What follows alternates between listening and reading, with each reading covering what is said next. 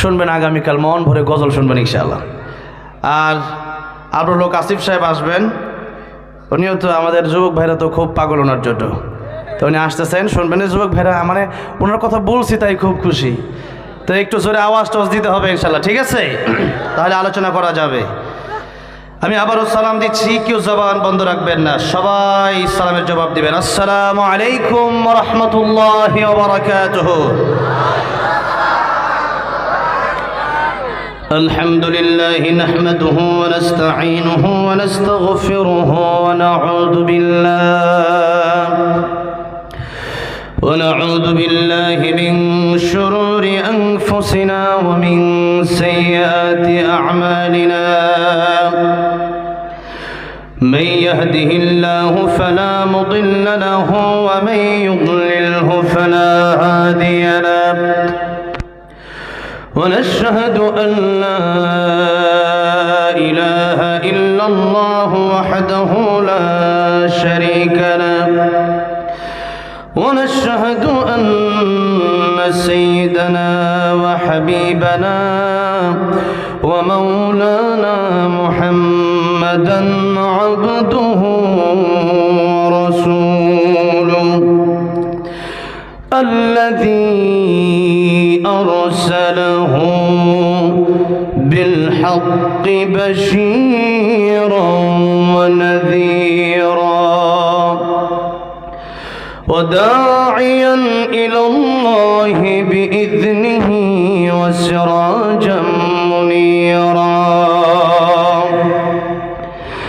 أما بعد فقد قال الله تعالى في كلامه المجيد وفي فرقانه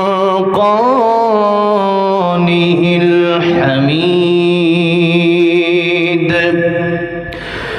أعوذ بالله من الشيطان الرجيم. بسم الله الرحمن الرحيم. يا أيها الذين آمنوا اذكروا الله ذكرا كثيرا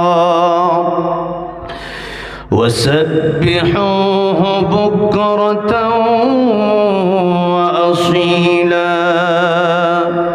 صدق الله العظيم. وقال النبي صلى الله عليه وسلم الدنيا سجن المؤمن وجنة الكافر، أو كما قال النبي عليه الصلاة والسلام. وقال تعالى في شان حبيبه ومحبوبه إن الله وملائكته يصلون على النبي يا أيها الذين آمنوا صلوا عليه وسلموا تسليما. প্রাণ খুলে নবীর মহাব্বতে দুরূদ ইব্রাহিম পাঠ করে সকলেই আল্লাহুম্মা সাল্লি আলা মুহাম্মাদ ওয়া আলা আলি মুহাম্মাদ কামা সাল্লাইতা আলা ইব্রাহিম ওয়া আলা আলি ইব্রাহিম ইন্নাকা হামিদুম মাজিদ. اللهم بارك على محمد وعلى آل محمد كما باركت على إبراهيم وعلى آل إبراهيم إنك حميد مجيد. হাজারো ব্যথা বেদনার পরে ফিরে আসনি তুমি আপন ঘরে দিনের আলো তুমি ছড়িয়ে দিতে, চলে গেলে মদিনায় মক্কা ছেড়ে। হে রাসূল তোমাকে ভুলি আমি কেমন করে, খেয়ে না খেয়ে দিন প্রচারের কাজে নিজেকে দিয়েছ বিলিয়ে। তাইফের কাফেরেরা চিনল না এ আলো, দুষ্ট ছেলেদের পিছু দিল লিলিয়ে। পাথরের আঘাতে ক্ষত বিক্ষত হয়ে সারা শরীর থেকে রক্ত ঝরে। হে রাসূল তোমাকে ভুলি আমি কেমন করে, হে রাসূল তোমাকে ভুলি আমি কেমন করে। মরহুম কিয়ামউদ্দিন আলীর 23তম মৃত্যুবার্ষিকী উপলক্ষে আয়োজিত 2 দিন ব্যাপী তাফসীরুল কোরআন মাহফিল। আজকের মাহফিলের সম্মানিত শ্রদ্ধাভাজন সভাপতি, দানখোলা ইউনিয়নের সম্মানিত সাবেক চেয়ারম্যান জনাব মোহাম্মদ আখেরুজ্জামান সাহেব, খুবই ভালো মানুষ। সেই 97 সাল থেকে চেয়ারম্যান। আল্লাহ রাব্বুল আলামিন ওনাকে দীর্ঘ নেক হায়াত দারাজ করেন, পড়েন আমিন। আলোচনা রেখেছেন এবং আমাদেরকে যিনি ইসলামের কথাগুলো ছন্দে ছন্দে শোনান, এই ছন্দ লেখাটা এবং ছন্দ বাংলাদেশে যত কবি আছে তাদের মধ্যে অন্যতম কবি, এবং বিশেষ করে বাংলাদেশের মধ্যে বর্তমান এই যুগের এই সময়ের সবচেয়ে শ্রেষ্ঠ কবি আমার কাছে, এবং ওনার নামে আপনারা জাগ্রত কবি বলেন। আমি মনে করি উনি আমাদের বাংলাদেশের একজন জাতীয় কবি, ঠিক না ঠিক? একজন জাতীয় কবি তিনি, যার একটি ইসলামের সঙ্গীত আমি মাঝে মধ্যে গাই, ইঞ্চি ইঞ্চি মাটি। আপনারা শোনেন নাই? এই গজল শুনছেন? আজকে শোনায় নাই না? ইঞ্চি ইঞ্চি মাটি। এই আমি বলেছিলাম যে এই গজলটা আমাদের একটা জাতীয় সঙ্গীত হিসেবে ব্যবহার করা হোক।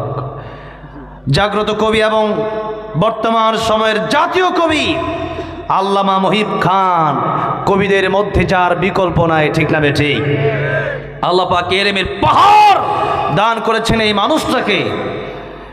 এমন একজন ব্যক্তিত্ব আজকের এই প্রোগ্রামে এসেছেন। এই পৃথিবী থেকে যেদিন উনি বিদায় নিয়ে যাবেন, পরে বুঝবেন উনি কী ছিল। এই মানুষটার কদর আমাদের করতে হবে। তিনি সারা পৃথিবীতে ঘুরে ঘুরে এমন এমন কথা বলেন। আমরা যখন ছোট্ট নাজারা পড়ি, হিফজ পড়ি, সেই 2003-4 সালে 5 সালে ওই সময় তার ইসলামী সঙ্গীত আমরা শুনতাম। এবং ওনার সাথে আমি আজকের আগে প্রোগ্রাম করেছিলাম, মনে হয় প্রায় 10 থেকে 12 বছর আগে। 10 থেকে 12 বছর আগে ওনার সাথে প্রোগ্রাম করছিলাম সিলেটে। প্রায় 1 যুগ পরে আবার আজকে মেহেরপুরে আপনাদের এই কমিটির মাধ্যমে, বিশেষ করে মালয়েশিয়ান প্রবাসী আমার প্রিয় ভাই, না দুবাই প্রবাসী আমাদের প্রিয় ভাই আনোয়ার ভাই, এই প্রোগ্রামটার জন্য অত্যন্ত পরিশ্রম কষ্ট করেছেন। তাদের মাধ্যমে আমার বিশেষ করে আমাকে যিনি দাওয়াত দিয়েছেন ঢাকার আমাদের প্রিয় ভাই এসআই মিরাজ ভাই, আল্লাহ রাব্বুল আলামিন যারা কষ্ট করলেন প্রত্যেকের কষ্টকে কবুল আর মঞ্জুর করে নেন, পড়েন আমিন। আল্লামা মুহিব খানের নেক হায়াত আল্লাহ দারাজ করে দেন, পড়েন আমিন। আমাদের আবু বাইদা ভাই কিছুদিন আগে একটা ইসলামী সঙ্গীত গিয়েছিলেন এবং আমাদের হাদি ভাইকে নিয়ে সঙ্গীত গিয়েছিলেন। সে হাদি ভাইয়ের সঙ্গীত আজকে গিয়েছে, গায় নাই? আমি হতবাগা, শুনতে পারলাম না। এত কষ্ট করে আসলাম, ভাবলাম ভাইয়ের গজল শুনতে পারবো। তো আসলে সময়টা আমার দুপুরে একটা দাওয়াত ছিল ঢাকায়, সেই দাওয়াতের কারণে অনেক দেরি হয়ে গেল, নাহলে আমার ভাইয়ের গজলগুলো আমি শুনতাম। আবু বাইদা ভাই আলহামদুলিল্লাহ বাংলাদেশের একজন জনপ্রিয় ইসলামী সঙ্গীত শিল্পী। আপনারা যে কীভাবে ম্যানেজ করলেন এই মানুষগুলোকে একসাথে, বিশাল ব্যাপার তো। আমি মাহফিলে যখন দাওয়াত দিচ্ছে, যখন দেখলাম আমাদের শেখ আহমদ বিন ইউসুফ আল আজহারী সাহেবকে দাওয়াত করা হয়েছিল, উনি এখন কানাডায় আছেন, আমার উস্তাদ, ওনার কাছ থেকে আমি কেরাত শিখেছি। আল্লাহ রাব্বুল আলামিন ওনাকেও নেক হায়াত দারাজ করেন, পড়ে না আমিন। আগামীকাল যারা আসবেন আল্লাহ পাক তাদেরকে সহি সালামতে আসার তৌফিক দান করেন, পড়ে না আমিন। আপনারা রাত গভীর করেন না, তাই আমি আর লম্বা চড়া কথা বলতে চাচ্ছি না, ভূমিকা লম্বা করতে চাচ্ছি না, শুধুমাত্র অল্প কথা বলে আমরা মূল আলোচনায় চলে যাব। যেহেতু তাফসিরুল কোরআন মাহফিল, আমি সবচেয়ে বেশি খুশি হয়েছি যে প্রিয় আল্লামা সাইদি রাহিমাহুল্লাহ তিনি এই প্রোগ্রামটিতে আলোচনা করেছেন। আমি তো তার পায়ের ধুলার সমান হতে পারবো না। সারা দুনিয়ার মানুষ যার জন্য কেঁদেছে, জিনার যিনি শহীদ হওয়ার পরে এই বাংলাদেশে ভূমিকম্প হয়েছিল, ঠিক না বেঠে? এই জমিন পর্যন্ত কেঁপেছিল যার শহীদ হওয়ার পরে, সে আল্লামা সাইদি আমাদের মাঝে এখনো বেঁচে আছে। স্বৈরাচারের গোষ্ঠীরা কিন্তু আমাদের মাঝে নাই, ঠিক না বেঠে? তাতেই প্রমাণ হয় যারা কোরআনের পক্ষে এবং কোরআনের পক্ষে যারা থাকে তাদের বিজয় চিরদিন। তারা এই দুনিয়া থেকে চলে গেলেও আমাদের হৃদয়ে তারা বেঁচে থাকে, ঠিক না বেঠে? আর যারা জালেম স্বৈরাচার কোরআনের পাখিদের সাথে যারা বেয়াদবি করেছে, দেশেই তারা থাকতে পারে না, ঠিক না বেঠে?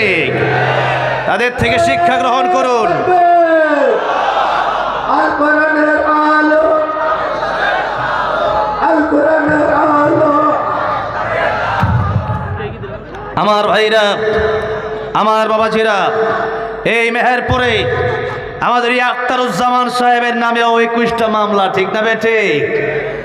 কি মামলা তোমরা দিলা, আজকে তোমরা দেশে থাকতে পারলা না।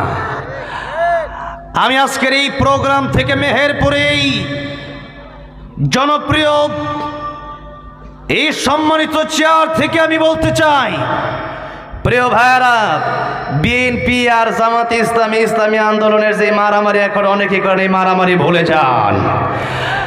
আমরা যেমন জামাতে ইসলামীকে ভালোবাসি, আমরা বিএনপিকেও ভালোবাসি, কারণ বিএনপিও এই দেশের জন্য কষ্ট করেছেন।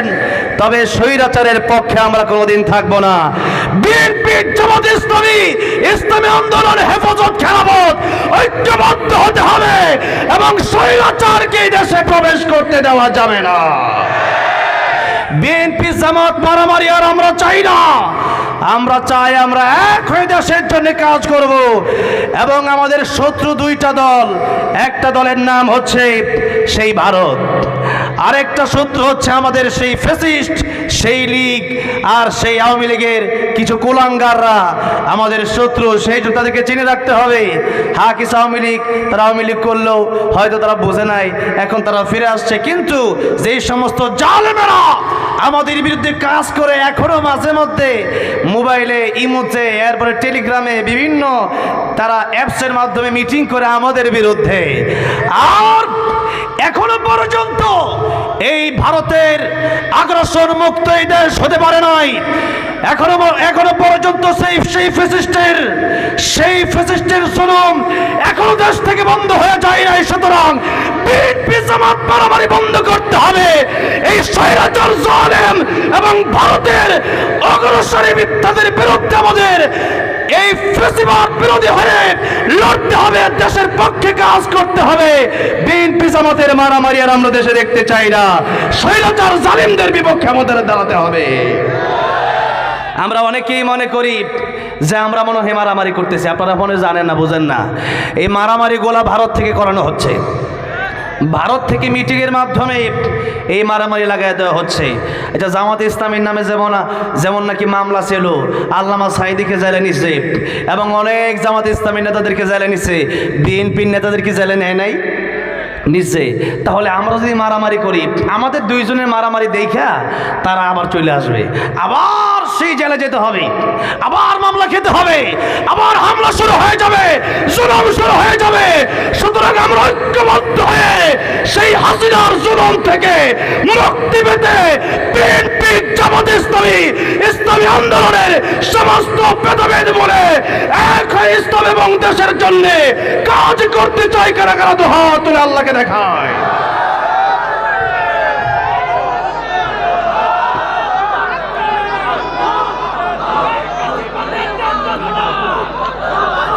আপনারা মনে হয় কি কষ্ট পাচ্ছেন? আপনি কি কষ্ট পাচ্ছেন?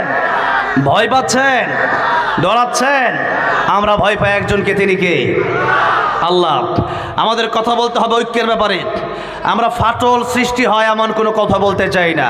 আমরা চাই আমরা ভাইয়ে ভাইয়ে মিলে, আমরা সমস্ত দলগুলো এক হয়ে আমরা জালিমদের বিরুদ্ধে থাকবো তো ইনশাআল্লাহ। ইনশাআল্লাহ। আল্লাহ তুমি কবুল করো, জোরে বলেন আমিন। আমার ভাইরা, আমার বাবাজিরা, আপনারা আমার জন্য আসেন না আমি জানি। আমাদের প্রিয় কবি আল্লামা মুহিব খানের জন্য আপনারা এসেছিলেন, এরপরে আবু উবাইদা এর জন্য এসেছিলেন। যেখানে এত বড় বড় মানুষ, তাদের ছাত্র আর যোগ্যতা আমি রাখি না, আমার দাওয়াত দিছেন। আর আমার নাম আর সবার নিচে দিলে ভালো হইতো, তাহলে ভালো হইতো না। আমার নাম নিচে দিলে আর উপরে দিলে কি? আমি জানি যে একটা কথা, যত বিনয়ী হব আল্লাহ আমার সম্মান তত উপরে উঠাবেন, ঠিক না? যেই যত বড় সে তত বিনয়ী। এই জন্য আলহামদুলিল্লাহ আপনারা এত মানুষ দাওয়াত দিয়েছেন, ওনাদের জন্য আপনারা এসেছেন। আমি জানি একটু পরে আপনারা চলেও যাবেন। আর এরপরে 10:48 বাজে। আমার ভাইরা যারা দাঁড়ায় আছেন যদি একটু বসে যান, আর যারা বসে আছেন একটু মেহেরবানি করে যদি মোনাজাতটা করে যান তাহলে খুশি হবে। তবে যদি কোনো জরুরি বিষয় পড়ে যায় যে সকালে কাজ আছে, চলে যেতে হবে, যেতে পারেন, কোনো বাধা নাই। তবে একটু অল্প সময় আমরা আলোচনা করব এবং শুনব। প্রথমে আমরা একটু আল্লাহর শুকরিয়া আদায় করে জবান খুলে পড়ছি আলহামদুলিল্লাহ। এই আওয়াজ হতে পারে না, বিড়ালের আওয়াজ। আমরা কি বিড়ালের মতো বাঁচতে চাই? বিড়ালের মতো 500 বছর বেঁচে থাকার কোনো লাভ নাই। সিংহের মতো 1 ঘন্টা বাঁচতে চাই, ঠিক না বেঠে? আল্লামা সাঈদী বলেছিলেন কথাটা, সেই কথার বাস্তবায়ন আমরা করতে চাই। আল্লামা সাঈদী 13 বছর কারাগারে ছিলেন, বাতিলের কাছে মাথা নত করেন না। উসমান হাদি ইনসাফের কথা বলে বিদায় নিয়ে চলে গেলেন, বাতিলের কাছে মাথা নত করে নাই, ঠিক না বেঠিক? আমরা ঘুমায় গেলে চলবে না। আমরা মুসলমান, আমরা বিড়ালের মতো হলে চলবে না। আমরা কাপুরুষ হলে হবে না। আমরা মুসলমান বীরের জাতি, আমরা মুসলমান বদরের জাতি, ওহদের জাতি, আল্লাহর নবীর সৈনিক, আমরা কোরআনের সৈনিক, ঠিক না বেঠিক? সুতরাং সেইভাবে জবান খুলে আওয়াজ দিতে হবে। আল্লাহর মহব্বত অন্তরে নিয়ে জবান খুলে পড়ছি আলহামদুলিল্লাহ। এবার একটু আলোচনার দিকে যাওয়া যায়। আজকের এই প্রোগ্রামটা মোটামুটি একটা সাংস্কৃতিক অনুষ্ঠান হয়ে গেছে। আপনারা গজল শুনেছেন, আর সাউন্ডও মানে খুব ভালো। তবে ইসলামী সাংস্কৃতিক অনুষ্ঠান পড়ার সময় গজল গাইতে পারলে আরও ভালো হইতো। কিন্তু যেহেতু আমাকে এখানে আলোচনার জন্য দাওয়াত দেওয়া হয়েছে, তবে 1-2টা গজলও গাইব ইনশাল্লাহ, একটু শেষের দিকে গাইব। আসুন আমরা একটু আলোচনার দিকে চলে যাই। যেহেতু সময় খুব কম, আলোচনা একটু বেশি করতে হবে, কারণ আমাদের অনেক ভাইয়েরা, অনেক বাবাজিরা, আজকে অনেক মানুষ তো সেই চুয়াডাঙ্গা থেকে আসছে, কুষ্টিয়া থেকে আসছে, এই জেলার বাইরে থেকে, অন্য জেলা থেকে কারা আসছেন দেখি? দেখেন, কুষ্টিয়া থেকে আসছেন কারা কারা দেখি? ওই যে আমার ভাইয়েরা কুষ্টিয়া থেকে আসছেন, ওই যে আমার ভাইয়েরা, জোরে করে মারহাবা। তারপরে চুয়াডাঙ্গা থেকে আসছেন কারা কারা দেখি? মাশাআল্লাহ, আমাদের উলামায়ে কেরাম সবাই তো চুয়াডাঙ্গা থেকে, জোরে করে মারহাবা। চিন্তা করা যায়, মেহেরপুরের মাহফিল, চুয়াডাঙ্গা থেকে মানুষ আসছে, সেই কুষ্টিয়া থেকে মানুষ আসছে। আমার সাথে আজকে অনেক মানুষ যোগাযোগ করেছেন। সবাইকে যদি একটু বিরিয়ানি খাওয়া যেতে পারতাম তাহলে ভালো লাগতো, কিন্তু সেটা তার খাওয়া যেতে পারতেছি না, যেহেতু অনেক দূর থেকে আসছি, আর সেই ব্যবস্থা হঠাৎ করে করাও যাবে না। তবে আমি এলাকাগুলোকে অনেক ভালোবাসি। আমার অনেক কাছের মানুষ আপনাদের এলাকায় আছে, যারা আমার সাথে যোগাযোগ করে। তো আমি জানি আগে থেকে আমাকে যদি ফোন করা হয়েছে, অনেকেই ফোন করেছেন, সেই জন্য আমি আপনাদেরকে একটু হাতটা উঠাতে বললাম। তো আল্লাহ রাব্বুল আলামিন আমাদের আজকের মাহফিলকে কবুল করেন, পড়েন আমিন। আমরা আলোচনায় চলে যাই। সূরাতুল আহজাব 41 এবং 42 নম্বর আয়াত, দুইখানা আয়াত কারিমা আপনাদের সামনে তেলাওয়াত করেছি। একটু মূল আলোচনা একটু করে এরপর আমরা দুই একটা গজল গাইব। এরপরে ইনশাআল্লাহ এই এলাকার পাশেই 20 বিঘা জায়গা নিয়ে একটা কবরস্থান আছে না, কোথায় 20 বিঘা জমি, তো 20 বিঘা জমি নিয়ে একটা কবরস্থান, এই সমস্ত মুর্দেখানের জন্য আমরা দোয়া করব। আমাদের ভাইয়েরা, আমাদের যে ভাই আনোয়ার ভাই দাওয়াত করেছেন, আমার ভাইয়ের সন্তানটা অসুস্থ, ভাই টিকিট কেটেও আসতে পারলো না, আমার ভাইয়ের সন্তানের জন্য আমরা দোয়া করব। মরহুম কেয়ামউদ্দিন আলী সাহেবের জন্য আমরা দোয়া করব, যার উপলক্ষে আজকের এই মাহফিল। আমাদের অনেক ভাইয়েরা দোয়া চেয়েছেন, আমাকে যিনি রিসিভ করে আনলেন আমাদের একজন ভাই হাবিবুর রহমান ভাই না, ওনার জন্য আমরা দোয়া করব। অনেকেই দোয়া চেয়েছেন, আমরা দোয়া করে একসাথে বিদায় নিব। যদি বলি ইনশাআল্লাহ। আমরা যতক্ষণ আলোচনা করব, অল্প আলোচনা হলেও আমরা শুনবো ইখলাসের নিয়তে, আখলিস দীনাকা ইয়াকফিকাল আমালুল কলিল। অল্প আমল মানুষের জন্য নাজাতের উসিলা হবে কিয়ামতের ময়দানে। আবার অনেক বেশি আমলও মানুষের থাকবে, কিন্তু মানুষ জাহান্নামে যাবে। এমন হাদিস নবী বর্ণনা করেছেন যে মানুষ কিয়ামতের ময়দানে, আল্লাহর নবী বলেন কিয়ামতের ময়দানে মানুষ শহীদ হওয়ার পরেও জাহান্নামে যেতে হবে, আলেম হওয়ার পরেও জাহান্নামে যেতে হবে, দানবীর হওয়ার পরেও জাহান্নামে যেতে হবে। আল্লাহ নবী বললেন কিয়ামতের কঠিন ময়দানে আল্লাহ রাব্বুল আলামিন শহীদকে ডাকবেন, শহীদ তুমি এদিকে আসো, তুমি আমার দিনের জন্য কি করেছিলাম? শহীদ দেখে বলবেন আল্লাহ তোমার দিনের জন্য শহীদ হয়ে গিয়েছিলাম, জীবনটাই তো দিয়ে দিয়েছিলাম। আল্লাহ বলবেন তুমি মিথ্যা বলছো, তুমি আমার দিনের জন্য শহীদ হও নাই। দুনিয়ার মানুষ তোমাকে শহীদ বলবে, এজন্য তুমি শহীদ হয়েছিলাম। আজকের কিয়ামতের কঠিন ময়দানে সেই দুনিয়ার মানুষ তোমাকে বাহবা দিয়েছে বড় বেশি। দুনিয়ার এই কিয়ামতের কঠিন ময়দানে তোমাকে আর কোনো জাযা দেওয়া হবে না, প্রতিদান দেওয়া হবে না, পুরস্কার দেওয়া হবে না, বদলা দেওয়া হবে না। দুনিয়াতে যেহেতু মানুষ তোমাকে শহীদ বলে ফেলেছে, আজকে শহীদ তোমার কোনো কাজে লাগবে না। ও ফেরেশতারা, তাকে তোমরা জাহান্নামের দিকে টেনে নিয়ে যাও। জোরে বলেন নাউজুবিল্লাহ। শহীদ হওয়ার পরেও জাহান্নামে যেতে হবে। অতঃপর আল্লাহ ডাকবেন আলেমদেরকে, কারি সাহেবকে ডাকবেন, কারি সাহেবকে ডেকে বলবেন কারি সাহেব তুমি কি করেছিলা? ও আলেম, ও শাইখুল হাদিস, ও মুফতি তুমি কি করেছিলা? শাইখুল হাদিস বলবে আল্লাহ তোমার দিনের জন্য আলেম হয়েছিলাম, কোরআনের বাণী মানুষের কাছে পৌঁছে দিয়েছিলাম। আল্লাহ বলবেন তুমি আলেম হয়েছ, দুনিয়ার মানুষ যেন তোমারে শাইখুল হাদিস বলে, বড় মুফতি বলে, তোমার যেন দুনিয়ার মানুষ বড় আলেম বলে, বড় বক্তা বলে। আল্লাহ এরকম নিয়ত অন্তরে আসার আগে যদি এসে থাকে, আল্লাহ তুমি আমাদেরকে আগে হেফাজত করো। জোরে বলেন আমিন। এই ওয়াজটা আমাদের জন্য, ঠিক না? আমাদের জন্য ওয়াজ। সেই জন্য আল্লাহ ডেকে বলবেন দুনিয়ার মানুষ যেন তোমারে বড় আলেম বলে, বড় শাইখুল হাদিস বলে, বড় মুফতি, বড় মুহাদ্দিস বলে, বড় বক্তা বলে, বড় কারি বলে। সেই জন্য তুমি আলেম হয়েছে। আজকের কিয়ামতের ময়দানে সেই পুরস্কার তোমাকে দেওয়া হবে না, সেই জাযা তোমাকে দেওয়া হবে না, সেই বদলা তোমারে দেওয়া হবে না। সুতরাং ও ফেরেশতা, তাকে জাহান্নামের দিকে নিয়ে যাও। অতঃপর দানবীরকে ডাকা হবে। আল্লাহ রাব্বুল আলামিন জিজ্ঞেস করবেন দানবীর তুমি আমার জন্য কি করেছিলা? দানবীর বলবে আল্লাহ তোমার দিনের জন্য সমস্ত সম্পত্তিগুলো আল্লাহ তোমার রাস্তায় বিলিয়ে দিয়েছিলাম। আল্লাহ বলবেন তুমি মিথ্যা বলছো, দুনিয়াতে তোমাকে যেন মানুষ বিশিষ্ট দানবীর বলে, সেজন্য তুমি দান করেছিলা। আজকের কিয়ামতের কঠিন ময়দানে তোমার দান আমি আল্লাহর কাছে কোনো কাজে আসবে না। আজকের কিয়ামতের ময়দানে কোনো পুরস্কার তোমাকে দেওয়া হবে না। লোক দেখানো কোনো আমলই আল্লাহ রাব্বুল আলামিনের কাছে গ্রহণযোগ্য হবে না। সুতরাং যদি নিয়ত যদি ভেজাল থাকে, সারা রাত ওয়াজ শুনলেও ওয়াজে কোনো লাভ হবে। আর যদি নিয়ত ঠিক থাকে, নিয়ত যদি সঠিক হয়ে থাকে, আল্লাহর নবী বলেন আবু যর তুমি শোনো, এক একটা আয়াত যদি তুমি কোরআনের বোঝার চেষ্টা করো, আল্লাহ রাব্বুল আলামিন তোমাকে 100 রাকাত নফল নামাজ পড়লে যে সওয়াব আল্লাহ রাব্বুল আলামিন তার চেয়ে বেশি সওয়াব তোমার আমলনামায় আল্লাহ তাআলা দান করে দিবেন। সুবহানাল্লাহ। আমরা প্রতি রাতে কি 100 রাকাত পড়তে পারি নামাজ? 100 রাকাত পড়তে পারি? আমাদের দেশে এক এমপি ছিল নারায়ণগঞ্জে, ও বলতো আমি 70-80 রাকাত করে প্রত্যেক রাতে পড়ি। শুনছেন না? 70-80 রাকাত কইরা পড়ছো কিনা ওইটা আল্লাহ জিজ্ঞাসা করবে না। আল্লাহ দেখবেন নামাজ যদি 2 রাকাত হয়, নামাজ যদি দামি হয়ে যায়, নামাজটা যদি সুন্দর হয়ে যায়, আল্লাহ বলেন নাই আকসারু আমালা, আল্লাহ বলেছেন আল্লাযী খালাকাল মাউতা ওয়াল হায়াতা লিয়াবলুয়াকুম আইয়ুকুম আহসানু আমালা। আল্লাহ বলেছেন আমি দেখব তোমাদের কার আমল কত বেশি সুন্দর। সবে বরাত যখন আসে, সামনে আসতেছে, সবে কদর যখন আসে, কদরের রাতে এক বন্ধু আরেক বন্ধুরে জিজ্ঞাসা করে তুই কয় রাকাত পড়ছস? কই আমি 10 রাকাত। বেটা আমি তো 20 রাকাত পড়ছি। বেটা 20 রাকাত পড়ছো তো অনেক পিলা লাইছো, কিন্তু আল্লাহ জিজ্ঞাসা করবে না কয় রাকাত পড়ছো। 20 মিনিট 20 রাকাত পড়ছেন, 20 মিনিটও লাগে নাই।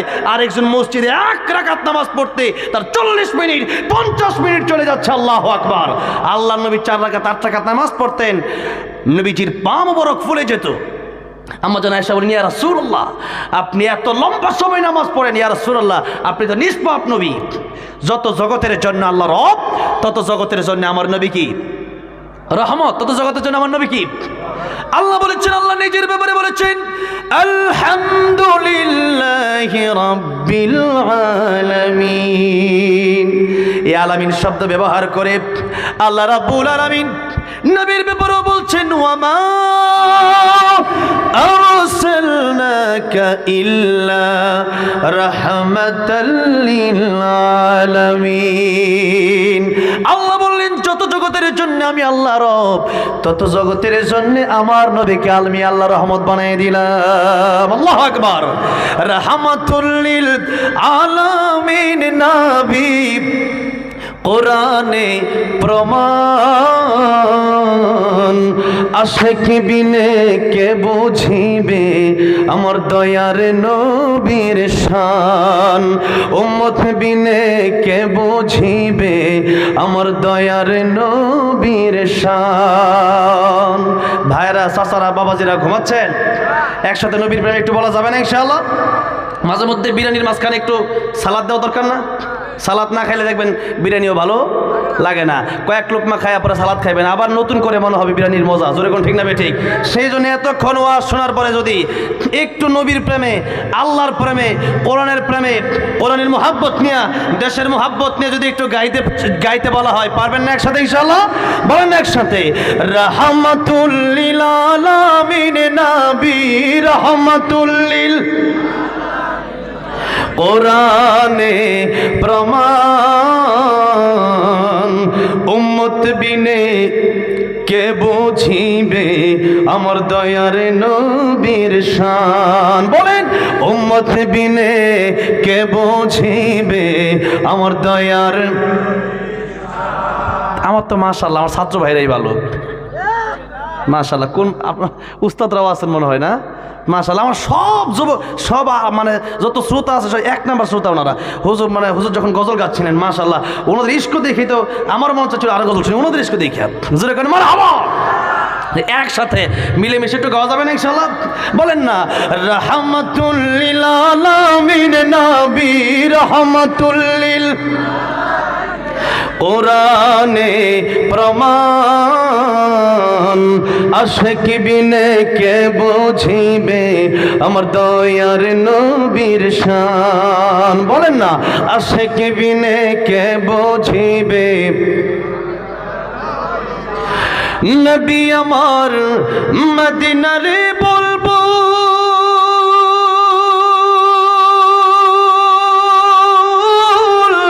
আমার আল্লাহ ভালোবেসে নামটি দিলেন মুহাম্মদ রাসূল। আল্লাহু আকবার। ওই নবীকে ভুল বুঝিলে, ওই নবীকে ভুল বুঝিলে থাকবে না ঈমান, আশিক বিনে কে বুঝিবে আমার দয়ার নবীর শান। বলেন না, উম্মত বিনে কে বুঝিবে সেই রাহমাতুল লিল আলামিন নবী। কয়েক রাকাত নামাজ পড়তে পড়তে পা মোবারক ফুলে ফেলতেন। আম্মা জান আয়েশা সিদ্দিকা রাদিয়াল্লাহু আনহা সিজদায় যখন চলে যেতেন আমার নবী, আম্মা জান আয়েশা সিদ্দিকা রাদিয়াল্লাহু আনহা বলেন, আমার মনে হতো আমার নবী মনে হয় মারা গেছেন, আমার নবী আমার মনে হতো দুনিয়া থেকে চলে গেছেন। কিন্তু আমি আয়েশা না বোঝার কারণে, বোঝার জন্যে আমার নবীর পা মুবারকে চিমটি দিতাম। আল্লাহু আকবার। আমার নবী যখন পা মুবারক নাড়াতো, আমার নবীর পা মুবারক দেখে, আমার নবীর পা মুবারক নাড়ানো দেখে আমি আয়েশা বুঝতাম আমার নবী রাহমাতুল্লিল আলামিন নবী, দিনের নবী, মায়ের নবী, কলেজের নবী আমার এখনো মারা যায় না। আমার নবী লম্বা সিজদা দিচ্ছেন, জোরে কোন আল্লাহু আকবার। তাহলে আমার নবী এত লম্বা সিজদা দিতেন, আমার নবী লম্বা রুকু করতেন, আমার নবী লম্বা তিলাওয়াত করতেন। আর আমরা যখন নামাজে যাই, আমাদের নামাজ যেমন 3 রাকাত না 4 রাকাত নামাজ পড়ি, 3 মিনিটও লাগে না, ঠিক না? তাহলে বলেন নামাজ বেশি পড়বেন নাকি ঠিকঠাক নামাজ পড়বেন? ঠিকঠাক নামাজ পড়তে হবে। ও মুসলমান, নামাজ তো পড়েন মসজিদে গিয়া। কত মানুষ নামাজ পড়লেন, কোরআন শিখলেন না। নামাজ কি হয় নাকি? নামাজ ভঙ্গের কারণ কয়টা? 19টা। প্রথমটা কি? নামাজে অশুদ্ধ পড়া। নামাজ অশুদ্ধ বললেন, কোরআন অশুদ্ধ পড়ে। নামাজ পড়লে তো নামাজ হয় না, সেই জায়গায় নামাজ পড়লেন 20 টাকাতে 1 রাকাতে তো হলো না। মুসলমান, ঠিকঠাক নামাজ পড়া লাগবে। রাকাত বেশি পড়লে কোনো লাভ নাই। ঠিকঠাক নামাজ 2 রাকাত পড়লে, এই 2 রাকাত নামাজ যদি আল্লাহর দরবারে কবুল হয়ে যায়, সেই 2 রাকাত নামাজের বিনিময়ে আল্লাহ রাব্বুল আমিন জান্নাত দিতে পারেন কি পারেন না? তাহলে শহীদ হয়েও জান্নাতে যাওয়া যাবে না, কারণ নিয়তে ভেজাল। ইন্নামাল আমালু বিন্নিয়াত। নিয়ত যদি ঠিক না হয়, শহীদ জান্নাতে যেতে পারবে না। নিয়ত যদি ঠিক না হয়, বড় আলেম, বড় শাইখুল হাদিস জান্নাতে যেতে পারবে না। নিয়ত যদি ঠিক না হয়, বড় দানবীর জান্নাতে যেতে পারবে না। আর নিয়ত যদি ঠিক থাকে, আল্লাহ নবী বলেন দুনিয়াতে একজন আলেমকে 1 গ্লাস পানি পান করিয়েছে এমন ব্যক্তিকেও কিয়ামতের ময়দানে আমার আল্লাহ রাব্বুল আলামিন ডেকে ডেকে জান্নাতের মেহমান বানিয়ে দিবে। একজন আলেমকে 1 গ্লাস পানি যারা পান করাইছিল, এদেরকেও আল্লাহ জান্নাতে যদি দেয়। আমাদেরকে আজকের এই মাহফিলটা, মেহেরপুর আমার একটাই প্রোগ্রাম, এই প্রোগ্রামে আমার ভাইরা এত খাবার আয়োজন করছে, এগুলো তো খাওয়া যায় না। এই মাহফিল থেকে পার্সেলও করে দিয়ে দিচ্ছে, যেরকম মারহাবা। এমন কমিটি তো মানে পাওয়া খুব মুশকিল, মানে খাবার আবার পার্সেলও করে দেয়, যেরকম মারহাবা। কমিটি কারে বলে? আর মানে এই এত মানুষগুলোকে একসাথে দাওয়াত দিয়েছে, অবশ্যই মোহাব্বত আলেমদের প্রতি আছে না নাই? কোন আলিমান ও মুতাআল্লিমান ও মুস্তামিআন ও মুহিব্বান, নয় বলেন আলেম হও, নয়তো আলেমের ছাত্র হও, নয়তো আলেমদের কথাগুলো শোনো, পারো না অন্তত আলেমদেরকে মোহাব্বত করো, এটা তোমার জান্নাতে যাওয়ার কারণ হবে। জোরে করে সুবহানাল্লাহ। তাহলে আলেমদেরকে মোহাব্বত করার দরকার আছে না নাই? নয় বলেন আলেমদেরকে 1 গ্লাস পানি যারা খাওয়াবে, এমন ব্যক্তিদেরকে আল্লাহ বেছে বেছে কিয়ামতের ময়দানে জান্নাতের মেহমান বানায় দিবেন। জোরে করে সুবহানাল্লাহ। তার নিয়ত যদি ঠিক না থাকে, সারা রাত ওয়াজ শুনলেও লাভ নাই। আর নিয়ত যদি ঠিক থাকে, 2 মিনিটের ওয়াজেও হেদায়েত চলে আসতে পারে। সেই জন্য আমরা আলোচনা অল্প হলেও আমরা শুনবো, একটু মনোযোগের সাথে। আধা ঘন্টা আলোচনা হবে, বেশি লম্বা সময় নয়। এরপর একটু মায়ের জন্য, বাবার জন্য একটু মোনাজাত করে এরপর আমরা বাড়ি যাব, বলি ইনশাআল্লাহ। যে আয়াত তিলাওয়াত করেছি, এই আয়াত থেকে 5টা কথা বলবো, এরপরে শেষ করে দেব। আল্লাহ রাব্বুল আলামিন বলেন, ইয়া আইয়ুহাল্লাযীনা আমানু যকুরুল্লাহা যিকরান কাসীরা। হে ইমানদারেরা, হে বিশ্বাসীগণ, হে মুমিনগণ, আল্লাহর জিকির তোমরা বেশি করে করো। আল্লাহর জিকির আল্লাহ বেশি বেশি করতে বললেন। এখন জিকির আমরা কেমনে করব? এর 5টা ব্যাখ্যা লিখেছেন তাফসিরে কাবীরে আল্লামা ইমাম ফখরুদ্দিন রাজি রহমাতুল্লাহ আলাইহি। 5টা ব্যাখ্যা লিখেছেন। কয়টা? 5টা। এই 5টা বলে আলোচনা শেষ হয়ে যাবে। এই 5 ব্যাখ্যার প্রথম ব্যাখ্যা, আল্লাহ নিজেই কোরআন শরীফের ভিতরে বলছেন, ইন্না নাহনু নাযালনা যিকরা ওয়া ইন্না লাহু লাহাফিযুন। আমি আল্লাহ কোরআন নাজিল করেছি, আর কোরআন হেফাজতের দায়িত্ব আমি আল্লাহ নিলাম। জোরে কোন সুবহানাল্লাহ। কোরআন নাজিল করেছেন কে? হেফাজত করবেন কে? কিন্তু আল্লাহ রাব্বুল আলামিন কোরআন শব্দটা ডাইরেক্ট বললেন। আল্লাহ বললেন, ইন্না নাহনু নাযালনা যিকরা, আমি আল্লাহ জিকির নাজিল করেছি। জিকির, এই জিকির মানে তাফসীরে কবির আল্লামা ইমাম ফখরুদ্দীন রাজি রাহমাতুল্লাহ আলাইহি বলেন, আল্লাহ পাক প্রথমেই বলে দিলেন জিকির মানে কোরআন। তার মানে জিকির যদি কেউ করে, কোরআন যদি না পড়ে জিকির হবে। এক নাম্বার জিকির মানে কি? কোরআন। আল্লাহ বলেন আমি আল্লাহ কোরআন নাজিল করেছি, আর হেফাজত করবেন কি? পৃথিবীতে যত গ্রন্থ আছে সমস্ত গ্রন্থ শেষ হতে পারে, একটা গ্রন্থ কোনোদিন শেষ হবে না। সেই গ্রন্থের নাম কি? সেই গ্রন্থের নাম কি? তা একজন হিন্দু কবি নকুল কুমার বিশ্বাস, তিনি হিন্দু হয়েও কোরআনের পক্ষে কত সুন্দর লিখেছেন। যদি আগুন লেগে ধ্বংস হয়ে যায়, ধ্বংস হয়ে যায়, যদি আগুন লেগে ধ্বংস হয় পৃথিবীর সব বইয়ের দোকান, বিশ্ব থেকে হারাবে না পবিত্র কোরআন। ঠিক না বেঠে? যদি আগুন লেগে ধ্বংস হয় পৃথিবীর সব বইয়ের দোকান, বিশ্ব থেকে হারাবে না পবিত্র কোরআন, বিশ্ব থেকে হারাবে না পবিত্র কোরআন। করবে কেমন করে কোরআন ধ্বংস আগুনের তেজ? করবে কেমন করে কোরআন ধ্বংস আগুনের তেজ? আছে বিশ্ব বড় গণিত কোরআনে হাফেজ। ঠিক না ঠিক?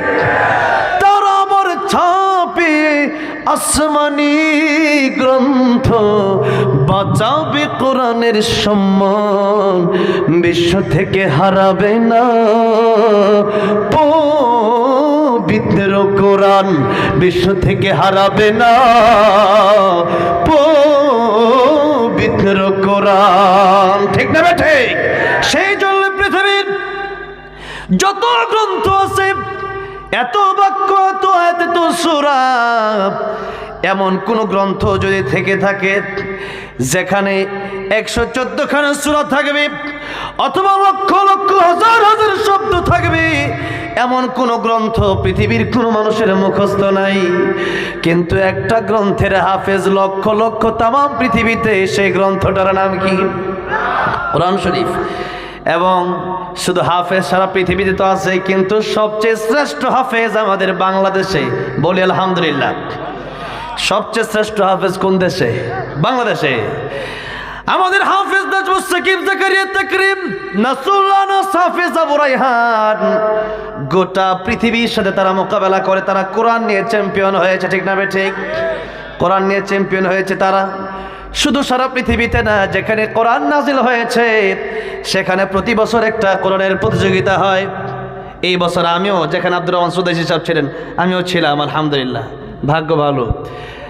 সেই প্রতিযোগিতায় আমাদের বাংলাদেশের ছাত্ররা সারা পৃথিবীর শত শত দেশের সাথে চ্যালেঞ্জ করে তারা কোরআন নিয়ে সারা পৃথিবীতে আমার বাংলাদেশের সন্তানেরা চ্যাম্পিয়ন হয়ে গেছে। বলেন আলহামদুলিল্লাহ। এত সহজ না। মানে ওখানে নাম্বার কেমন জানেন? সৌদি আরবে যে প্রতিযোগিতা হয় সেখানে নাম্বারটা 100 নাম্বার না, সেখানে প্রত্যেক নাম্বারে আরো 100 করে, 100 নাম্বার 1 নাম্বার হয়। তাহলে 100 নাম্বার কত নাম্বারে হয়? তাহলে একজন যখন ফার্স্ট হয়, থার্ড, সেকেন্ড, থার্ড হয়, 1 2 3 হওয়ার সিরিয়ালটা কেমন? যে সে 95.1 সে ফার্স্ট, 95.2 সে সেকেন্ড, 95.3 সে থার্ড। তাহলে চিন্তা করে দেখেন কত কঠিন প্রতিযোগিতা, কত কঠিন প্রতিযোগিতা।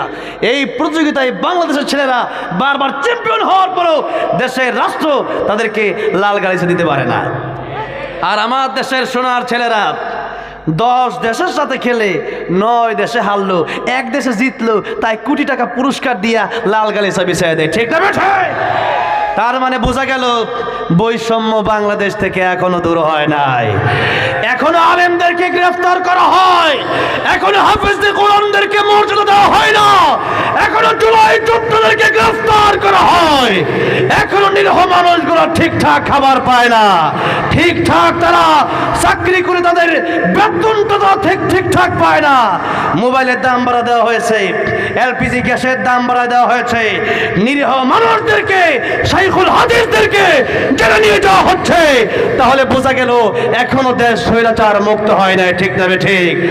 আর মাত্র একটা মাস বাকি আছে, সে একটা মাস পরে ইনশাল্লাহ আমরা আশা করছি এই বাংলাদেশকে আমরা একটা সুন্দর সোনার দেশ হিসাবে, কোরআনের দেশ হিসাবে দেখবো। রাজি আছেন কারা কারা? তো হাত দেখতে চাই।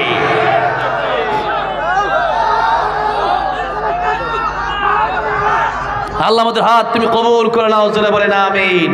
আল্লাহ তুমি আমাদেরকে ইসলামের জন্য কবুল করে নাও, জোরে বলেন আমিন। এই বৈষম্য আমরা রাখবো না, এই জুলুম আমরা থাকতে দেব না, এই নিরীহ মানুষদেরকে জেলখানায় আমরা নিতে দেব না ইনশাআল্লাহ। আর মাত্র একটা মাস, যেহেতু তোমরা যাচ্ছ না, আমরা বলেছিলাম ডক্টর ইউনূসের দরকার নাই। এই যে যেগুলো উপদেষ্টা আছে, এক একটা ছাগল মার্কা উপদেষ্টা, এগুলো যে বসাইছেন এগুলো লোলা ল্যাংরা মার্কা উপদেষ্টা, একটা ঠিকঠাক কাজ করতেছে না। দুই একজন উপদেষ্টা আছে, এছাড়া বাকিগুলা সব লুলা ল্যাংরা, এগুলা বোমা শয়তান। এক একটা কথা ঠিক না বেঠে, এক একটারে বসানো হয়েছে যারা এখনো ভারতের দালালি করে, ভারতের গোলামি করে, ফেসবুকে স্ট্যাটাস দেয় আর ভারতের গোলামি চলবে না। তাহলে ভারতের বিরুদ্ধে আতাউর রহমান বিক্রমপুরী যখন বলল, তাকে জেলে নিয়ে গেল, জুলাই যোদ্ধা সলবি আর বাহাদিরা মুক্তি পায়, আতাউর রহমান বিক্রমপুরী আর শাইখুল হাদিস এখনো মুক্তি পায় নাই। এখনো জুলুমের বাংলাদেশ চলছে। আলেমদের বিরুদ্ধে অবস্থান যারা গ্রহণ করবে, বাংলার জমিনে আলেমদের বিরুদ্ধে অবস্থান গ্রহণ করে হাসিনা থাকতে পারে না। ডক্টর ইউনূস আলেমদেরকে গ্রেফতার করলে তুমি কোথায় পালাবো? সেই পথ খোঁজো। আপনারা কোথায় পালাবেন? আলেমদেরকে নিঃশর্তে ছেড়ে দিবেন, আর দেরি করবেন না। এই মিডিয়াগুলোর মাধ্যমে বলছি, আলেমদেরকে হাসিনা গ্রেফতার করেছিল, আপনিও গ্রেফতার করছেন, তাহলে আপনার আর হাসিনার ভিতরে পার্থক্য কি? নিরীহ মানুষদেরকে হাসিনা গুলি করেছে, আপনিও নিরীহ মানুষদেরকে গুলি করেছেন, তাহলে আপনার তাদের মধ্যে পার্থক্য কি? আলেমদেরকে গ্রেফতার করার আগে উসমান হাদির খুনিদের বিচার করে দেখান, বাপের বেটা কেমন, তখন বোঝা যাবে, ঠিক না বেটে?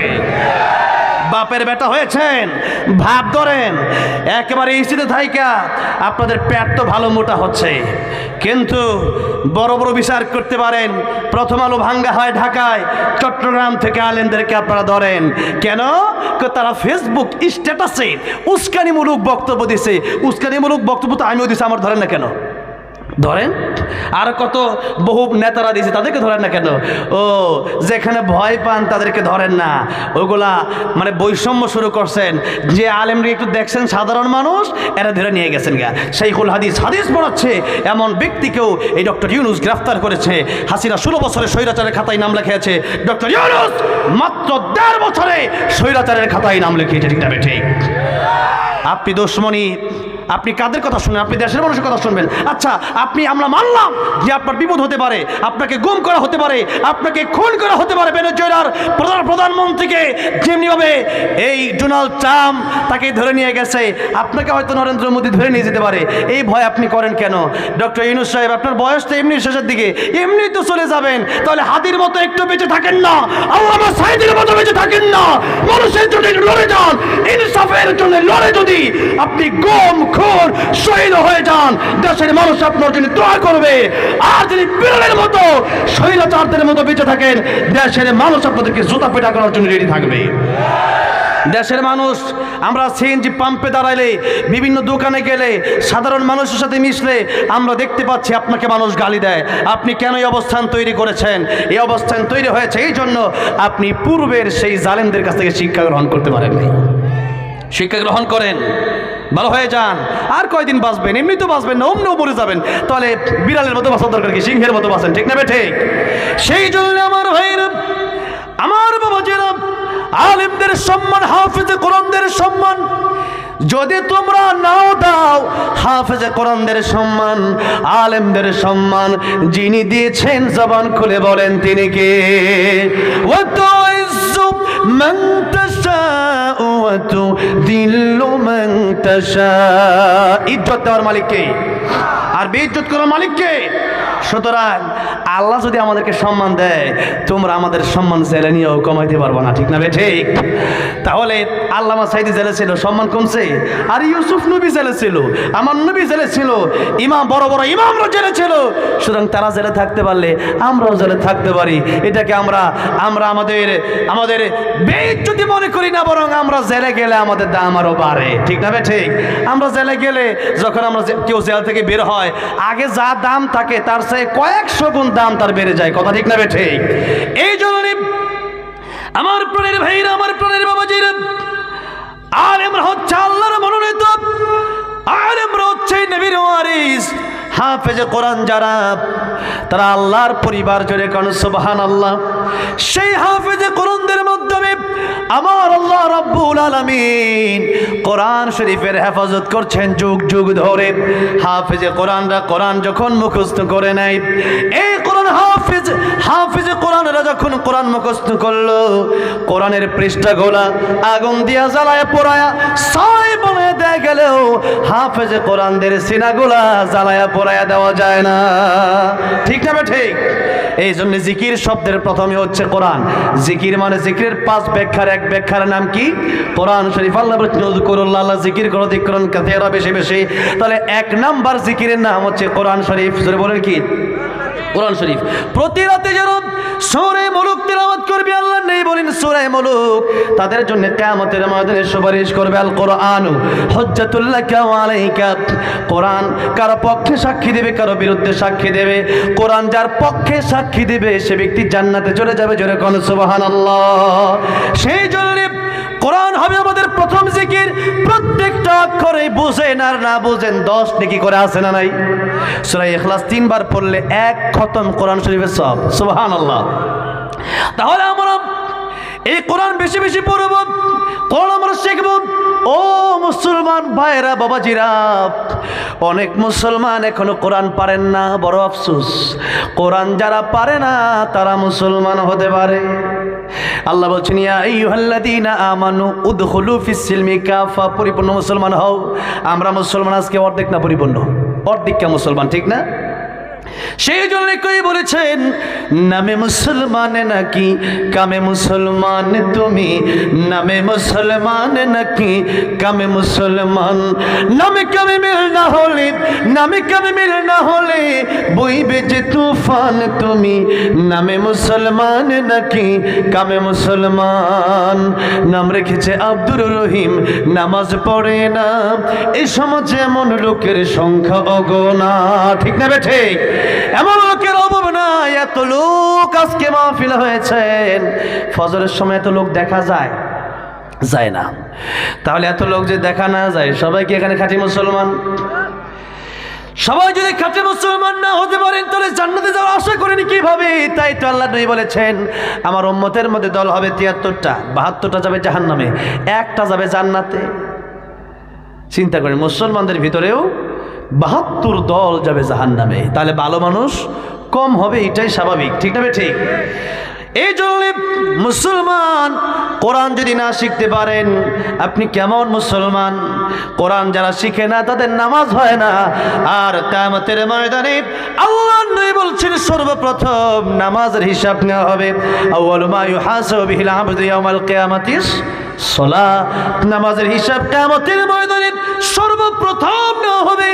আল্লাহ নবী বলছেন নামাজের হিসাব দিকে যারা পার পেয়ে যাবে, সমস্ত জায়গায় তারা পার পেয়ে যাবে। আর নামাজের ভিতরে যারা ধরা খেয়ে যাবে, নামাজের হিসাব দিকে তারা সব জায়গায় ধরা খাবে। সুতরাং নামাজ ভঙ্গের কারণ 19টা। প্রথমটাই হলো নামাজে অশুদ্ধ পড়া। আজকে নামাজে আপনি আমি অশুদ্ধ পড়ি, কিন্তু আমরা মনে করি নামাজ তো বহু পড়তেছি, নামাজ হচ্ছে না। তাহলে জিকির মানে 1 নাম্বার, প্রত্যেকের শুদ্ধ করে কোরআন শিখতে হবে। বাংলায় যারা কোরআন পড়েন, বাংলায় কোরআন শরীফ পড়া জায়েজ নাই। বাংলা কোরআন শরীফ পড়তে পারবেন না, কারণ আপনি হা উচ্চারণ করবেন কেমনে, আইন উচ্চারণ করবেন কেমনে, যা উচ্চারণ করবেন কেমনে, সদ উচ্চারণ করবেন কেমনে, এরকম অনেক অক্ষর আছে যেগুলো উচ্চারণ করা যায় না। ও মুসলমান, আরবির প্রতি আজকে আমাদের গুরুত্বই নাই, কোরআন শিখার প্রতি আমাদের গুরুত্ব নাই। কেউ যদি একটু ইংলিশ পারে, আরে বাবা বেটা বড় শিক্ষিত, কেউ যদি আরবি পারে, মোল্লা কাঠমোল্লা, আঙ্গা নাকি কাঠ দিয়ে বানাইছে, তাহলে আরবি শিখলে কোনো দামই নাই। অথচ অনেকেই বলেন ইন্টারন্যাশনাল ল্যাঙ্গুয়েজ ইংলিশ, কিন্তু আমি বলি না, ইন্টারন্যাশনাল ল্যাঙ্গুয়েজ ইংলিশ হতে পারে না, কারণ ইংলিশ কবরে যাওয়ার আগেই ইংলিশ শেষ হয়ে যাবে। এই দুনিয়াতে অসংখ্য রাষ্ট্রতে আরবি চলে। সৌদি আরবি আছে, দুবাই আছে, কাতার আছে, কুয়েত আছে, মিশরে আছে, বিভিন্ন দেশে আরবি চলে। আর এই আরবি শুধুমাত্র দুনিয়াতেই না, কবরে যাওয়ার পরে প্রশ্ন হবে ইংলিশে, বাংলায়, চাইনায় নাকি আরবিতে। আরবিতে যে প্রশ্ন হবে, তাহলে নবী বলেন, ও দুনিয়ার মানুষ, আরবিকে মহব্বত করো। আমি নবীর কাছে আরবি মহামূল্যবান, আরবি ভাষা আমার কাছে কেন প্রিয় না আরবি? আমি নবী আরবি, আল্লাহর নবী বলেন আল্লাহর কোরআন আরবি, আল্লাহর কোরআন আরবি। আর জান্নাতের ভিতরে যাওয়ার পরেও সারা জীবন, যে জীবনে আর কোনো মরণ হবে না, সেই জীবনে যেই ভাষা চলবে, ওই ভাষার নাম হবে আরবি ভাষা। ওই ভাষার নাম কি? আরবি ভাষা। এখন কি মাস চলে? হ্যাঁ, রজব মাস। অনেকে বলবেন জানুয়ারি। রজব মাস, আমরা যেহেতু মুসলমান, আরবি মাসের নাম জানা থাকা আমাদের ফরজে কিফায়া। কিছু মানুষ অন্তত জানতে হবে, রমজান মাস আসলে রমজানের রোজা নাও রাখতে পারেন, মাসের নামই তো জানেন না। এই মাস রজব মাস, আল্লাহর কাছে বাংলা মাসের দাম নাই, ইংলিশ মাসের দাম নাই, আল্লাহর কাছে আসে আরবি মাসের দাম, ঠিক না? আল্লাহ বললেন, ইন্না ইদ্দাতাশ শুহুরি ইনদাল্লাহি 12 শাহরান ফি কিতাবিল্লাহ ইয়াওমা খালাকাস সামাওয়াতি ওয়াল আরদা মিনহা আরবাআতুন হুরুম। আল্লাহ বলছেন, আমি আল্লাহর গণনায় 12টা মাস, আকাশ জমিন আমি আল্লাহ যেদিন সৃষ্টি করলাম তখন থেকে আমি আল্লাহর গণনায় 12টা মাস। এই 12 মাসের ভিতরে আমি আল্লাহ 4টা মাসকে সম্মান দিলাম। রমজান মাস তো এমনি সম্মানিত, এই মাসকে বাদ দিয়াও নবী বলেন আল্লাহ রাব্বুল আলামিন আরো 4টা মাসকে সম্মান দিয়েছেন, জিলকদ, জিলহজ, মুহররম আর রজব মাস। রজব মাস যখন শুরু হয়ে যেত, রজবের চাঁদ যখন উঠে যেত, আল্লাহ নবী কোন দোয়া পড়তেন? পড়েন সবাই, আল্লাহুম্মা বারিক লানা ফি রজব ওয়া শাবান ওয়া বাল্লিগনা রমাদান। পড়েন, আল্লাহুম্মা বারিক লানা ফি রজব ওয়া শাবান ওয়া বাল্লিগনা রমাদান।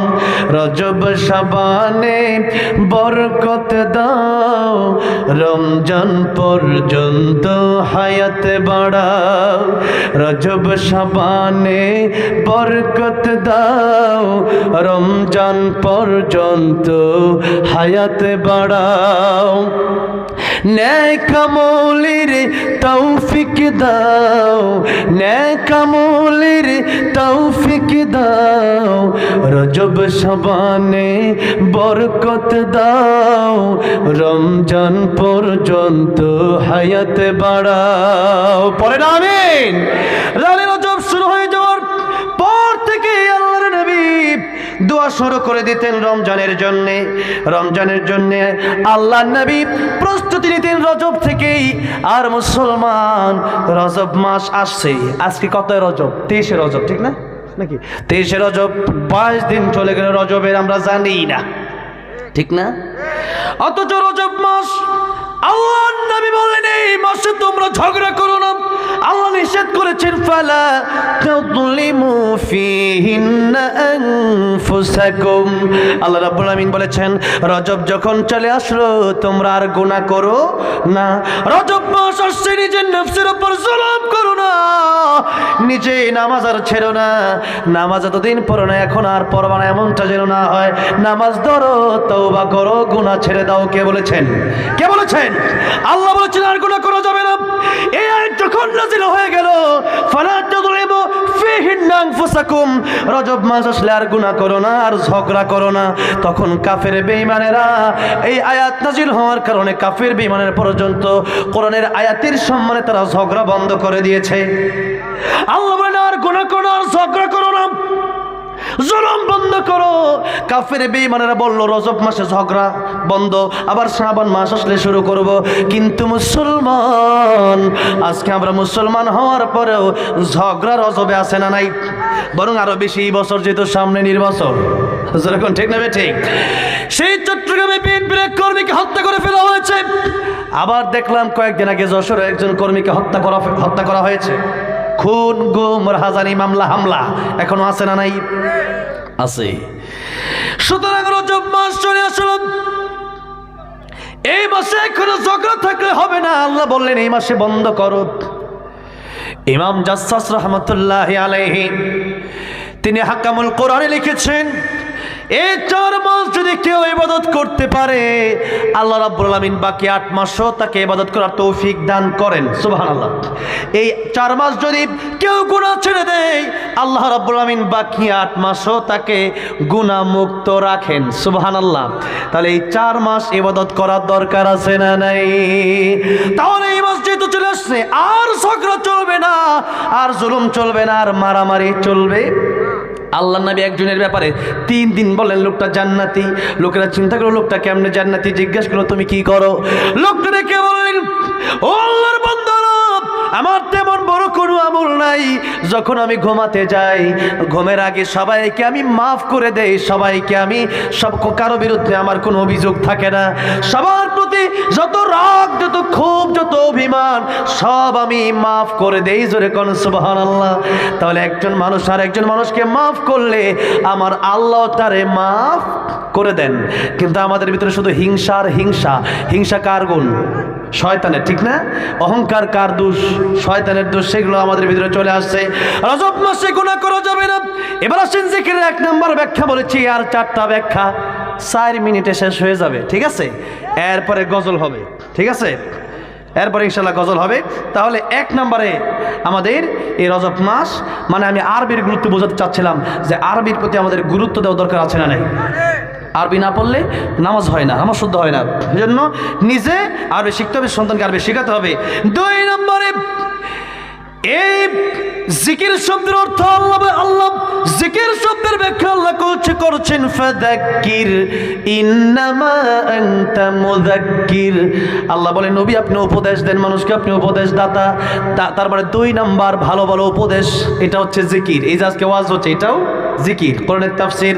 3 নম্বরে আল্লাহ বলেন ইয়া আইয়ুহাল্লাযীনা আমানু ইযা নুদিয়া লিস-সালাতি মিন ইয়াউমিল জুমআতি ফাসআউ ইলা যিকরিল্লাহি ওয়া দারুল বাই'। আল্লাহ বলছেন ফাসআউ ইলা যিকরিল্লাহ, আল্লাহ জিকিরের দিকে দৌড়াও হে বান্দারা। জুমার দিন যখন মসজিদে আজান হয়ে গেল, তখন আল্লাহ জিকিরের দিকে দৌড়াও। জিকির মানে নামাজ, জিকির মানে নামাজ। 3 নাম্বার ব্যাখ্যা হচ্ছে নামাজ। তাহলে জিকিরের ব্যাখ্যা 3 নাম্বারটা কি? নামাজ। সেই জন্য নামাজ যারা পড়ে না, জিকিরও তারা করে। যার নামাজ ঠিক নেই সে মুসলমান হতে পারে না, ঠিক না? ঠিক। বাইনাল আবদি ওয়া বাইনাল কুফরি তারকুস সালাহ। মুসলমান আর কাফেরের মধ্যে পার্থক্যই হচ্ছে নামাজ। মুসলমান নামাজ পড়বে আর কাফের নামাজ পড়বে না। সেই জন্য নামাজ যারা পড়ে না, নামাজ যদি ঠিকঠাক না পড়েন, নামাজ না পড়ার কারণে আপনাকে জাহান্নামে যাওয়া লাগবে। এই জন্য নামাজ ঠিকঠাক পড়ার দরকার আছে না নাই? নামাজ সম্পর্কে অনেক লম্বা আলোচনা, আজকে আলোচনা করার মুডই নেই, কারণ আপনারা 11টার পরে চলে যান, এটা তো আমি জানি না। তাহলে 3 নাম্বার জিকির শব্দের ব্যাখ্যা হচ্ছে নামাজ পড়া। নামাজটাই জিকির, নামাজটাই জিকির। 4 নাম্বার জিকির মানে আল্লাহ বলছেন ওয়ামান আ'রাদা আন যিকরি ফাইন্না লাহু মাঈশাতান দানকা ওয়া নাহশুরুহু ইয়াওমাল কিয়ামাতি আ'মা। আল্লাহ বলেন যারা আমার জিকির থেকে মুখ ফিরিয়ে নেবে, যারা আমার বিধান থেকে মুখ ফিরিয়ে নেবে, তাদের দুনিয়াতে তাদের শাস্তি হলো তাদের জীবনে কোনো শান্তি থাকবে না। টাকা থাকবে, বড় বিল্ডিং থাকবে, ঘুম আসবে না, খাওয়া দাওয়ার বহুত পথ থাকবে, কিন্তু খাবার খেয়ে মজা পাবে শান্তি। আজকে আমার বেশি খাওয়া লাগছে, এই জন্য বিপদ হয়ে পেরে গেছি। তাহলে শান্তি থাকবে। শান্তি আর টাকার সাথে শান্তির কোনো সম্পর্ক? শান্তি কার দান? গরিব দেখবেন টাকা নাই পয়সা নাই, আর পরেও 3 প্লেট বত্তা দিয়ে মেরে দিছে, ঠিক না ঠিক? আবার বড় লোক দেখবেন টাকা আছে পয়সা আছে, খাবারের অভাব নাই, ডাক্তার বলে দিছে যাও সারা কিছু খাওন নাই, কিছু খাইতে না, খালি এটা সমস্যা, সব সমস্যা। গরুর গোস্ত সমস্যা, হাঁসের গোস্ত সমস্যা, হাঁসের ডিম সমস্যা, সিম খাইলে সমস্যা, ডাইল খাইলেও বলে অ্যালার্জি। তাহলে সবই সমস্যা, ইলিশ মাছের সমস্যা, চিংড়ি মাছের সমস্যা, সবই সমস্যা। ডাক্তার সবই সমস্যা, খালি করলা ভাজি খাও, খালি করলা ভাজি আর নিমের রস খাও, ঠিক না ঠিক? তাহলে শান্তি আল্লাহ বলেন আমার আইন তোমরা মেনে নাও। জিকির শব্দের 4 নম্বর ব্যাখ্যা হচ্ছে আল্লাহর আইন। আল্লাহর, শুধু ঘরে না সংসদেও, সব জায়গায় আল্লাহর কোরআনের দরকার আছে না নাই? সেই জন্য সব জায়গায় আল্লাহর কোরআন যখন মানা হবে শান্তি চলে আসবে। আল্লাহ বলেন আমার আইন যখন তোমরা মানবা না, চোরের হাত কেটে দাও, এই আইন কোরআনে আছে না নাই? সেই আইন তো এখন নাই। চোরের যদি সত্যি হাত কেটে দেওয়া হতো, আস-সারিকু ওয়াস-সারিকাতু ফাকতাউ আইদিয়াহুমা, আল্লাহ বললেন চোর যদি ছেলে হয় অথবা মেয়ে হয়, চোরের হাত কেটে দাও। এখন আমাদেরকে অনেকে জিজ্ঞাসা করি ইসলাম যদি ক্ষমতায় আসে হাত কি কেটে দিবেন নাকি? ডরায়, কথা ঠিক না? আমি জিজ্ঞাসা করতে চাই আপনি চুরি করবেন নাকি? হ্যাঁ, আপনি জিজ্ঞাসা করেন চুরি করলে কি হাত কেটে দিবেন? আমাকে আপনি কি চুরি করবেন? তার মানে চুরি করার নিয়ত আছে, ঠিক না? তাহলে এত ডরান খেলে গিয়া কোরআনের আইন যদি শুরু হয়ে যায় সব চোরের হাত কেটে হবে না। একটা হলো অভাবে চোর, আর একটা হলো স্বভাবে চোর। একটা হলো অভাবে পয়রা চুরি করছে, বেটা খাউন নাই, কি করবো বেটা, বিপদ পয়রা রুটি একটা খেয়াল আইছে। আরেকটা হইলো না, 5 তলা বাড়ি একটা আছে দেশে, আরেকটা আছে লন্ডনে, খাবারের অভাব নাই, টাকার অভাবও নাই, সব কিছু আছে, কিন্তু তার স্বভাবে হইলো চুরি করা। চুরি না করলে তার ভালোই লাগে না, এই জন্য লন্ডনেও আছে, এই দেশেও আছে, আমেরিকার একটা না হইলে তার ভালো লাগে না, দুবাই না হইলে ভালো লাগে না, কাছাকাছি দেশ ইন্ডিয়া না হলে ভালো লাগে না। এরা হইলো স্বভাবী চোর, ঠিক না? এই জন্য যারা স্বভাবে চোর, দেশের টাকা যারা লুটপাট করে, করোনায় বেগম পারে, যারা বাড়ি বানায়, মানুষের জনগণের হক যারা মেরে দেয়, একজনের হাত কাটা হবে, সমস্ত পত্র পত্রিকায় খবর চলে যাবে, সমস্ত নিউজগুলোয় ওপেন লাইভ নিউজ দেখানো হবে, একটা চোরের হাত কাটা হবে, বাকি চোরগুলা তারের মতো সোজা হয়ে যাবে। সেই জন্য মুসলমান আল্লাহর কোরআনের আইন শুধুমাত্র ঘরে থাকলে হবে না, সংসদেও আল্লাহর কোরআন দরকার আছে না নাই? যারাই যায় যাক, যে দলই যায় যাক, আমরা চাই আল্লাহর কোরআন দিয়ে চালান, ঠিক না বে ঠিক? আল্লাহর কোরআন দিয়ে যে দল চালাক সমস্যা নাই, সেই দলের পক্ষে আমরা আছি না নাই? মান হাব্বা লিল্লাহি ওয়া আবগাদা লিল্লাহ ওয়া আতা লিল্লাহি ওয়া মানাআ লিল্লাহ ফাকাদ ইসতাকমালাল ঈমান। আমাদের ভালোবাসা হবে কার জন্য? ঘৃণাও হবে কার জন্য? আমাদের জীবনটাই আল্লাহর জন্য, ঠিক না বে ঠিক? তাই তো আল্লাহ বলছেন কুল ইন্না সালাতি ওয়া নুসুকি ওয়া মাহইয়ায়া ওয়া মামাতি লিল্লাহি রাব্বিল আলামিন। ও নবী আপনি বলেন নিশ্চয় আমার নামাজ, আমার কোরবানি, আমার জীবন, আমার মরণ সব কার জন্য? সেই প্রতিপালক, সমস্ত জগতের রব, সে আল্লাহর জন্য আমাদের জীবনটা এটা আমরা দিয়ে দিতে পারি। সেই জন্যে আল্লাহর জন্য সব কাজ আমরা করবো, রাজি আছি না নাই? সব কাজগুলাই কার জন্য হবে? যারা আল্লাহর পক্ষে, যারা কোরআনের পক্ষে, তাদের পক্ষে আমরা, ঠিক না ঠিক? আল আকিলু তাকফিহিল ইশারা, যারা প্রকৃত বুদ্ধিমান তারা ইশারা দিলেই বুঝে নেবে।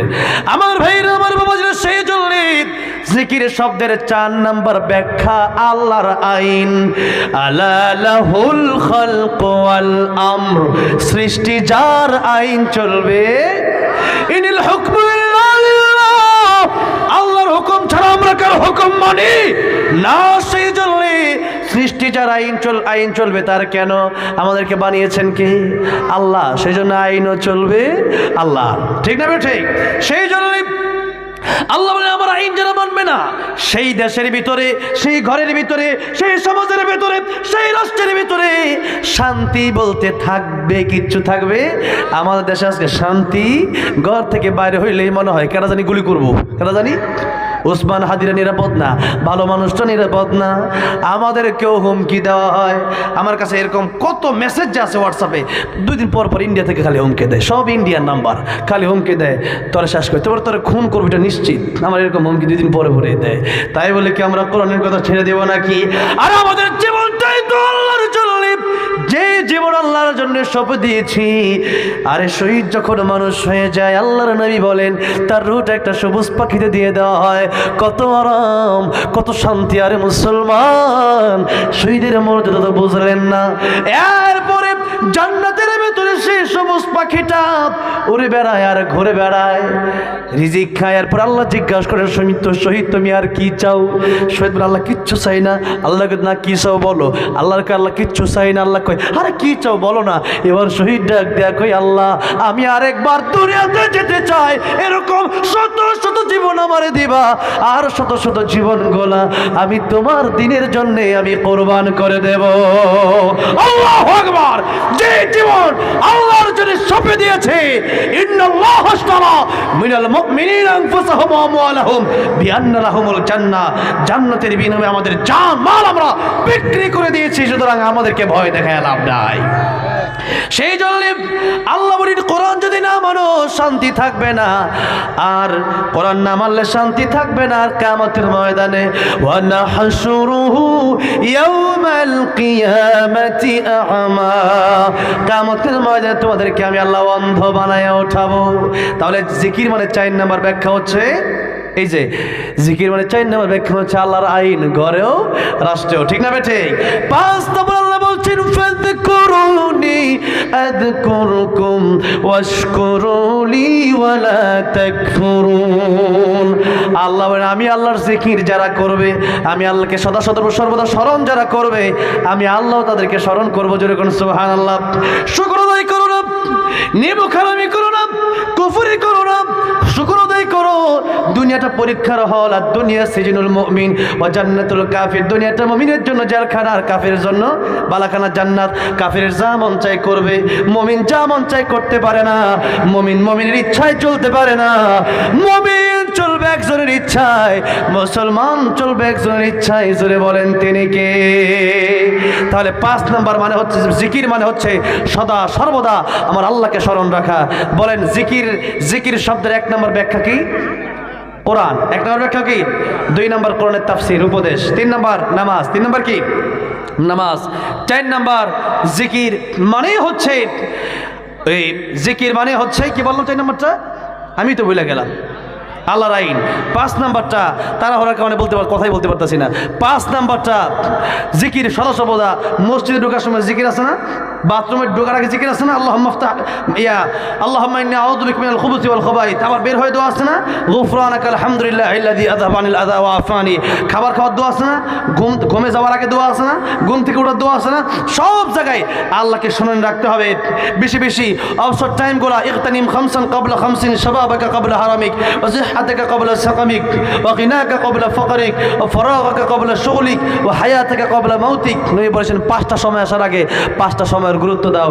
1 নম্বরে বৃদ্ধকালের আসার আগে যৌবনের গুরুত্ব দাও, অসুস্থ হওয়ার আগে সুস্থতার গুরুত্ব দাও, ধনী থাকার সময় গরিব হয়ে যাওয়ার আগে সে টাকা পয়সা আল্লাহ রাস্তায় দান করো। 4 নম্বরে অবসর থাকা অবস্থায় বেশি বেশি জিকির করো, বেশি বেশি আল্লাহর ইবাদত করো। কিয়ামতের ময়দানে সুবহানাল্লাহ এতটুকু বলার কারণেও অনেক মানুষ জান্নাতে চলে যাবে। যখন সুবহানাল্লাহ নবী বলেন উকুনের ডিম পরিমাণ নেক আমল যার বাড়ি হয়ে যাবে সে জান্নাতে চলে যাবে। যখন সুবহানাল্লাহ। আর উকুনের ডিম পরিমাণ বদ আমল যার বাড়ি হয়ে যাবে সে জাহান্নামে চলে যাবে। সেই জন্য সুবহানাল্লাহ, আলহামদুলিল্লাহ, আকবার, লা ইলাহা ইল্লাল্লাহ সদা সর্বদা কার জিকির করব? আল্লাহ জিকির। সময় নষ্ট করবেন না, বাসে চলবেন, ঘুরবেন, খাবেন, কিন্তু হাতে করবে হাতের কাম, পায়ে করবে পায়ের কাম, জবানে থাকবে কার নাম? আল্লাহর নাম। বেশি বেশি জিকির করা চাই, তাহলে আশা করা যায় আমার নেকের পাল্লা বাড়ি হবে। নেকের পাল্লা যার বাড়ি সে যাবে জান্নাতে। আজকাল লম্বা চড়ার সময় নয়, আমাকে 2-1টা গজল গাওয়ার জন্য আমার ভাইরা অনুরোধ করেছেন যে এই 5টা জিকির বললাম, এটা যদি মানতে পারেন আপনি গ্যারান্টি আপনি জান্নাতি। গ্যারান্টি আপনি জান্নাতি। না যদি কোরআন ঠিক মতো মেনে নেন, আল্লাহর আইন মেনে নেন, এমনি জান্নাতে। ওয়াজ একটাই, কথা ঠিক না বেঠিক? আমরা শুনি কিন্তু মানি না, শুনতে হবে, মানতে হবে। গজল গঠনে বলেছেন, আমার ভাইরা আমি নবীজির পাগল, আমার ভাইরা আমরা বাবাজিরা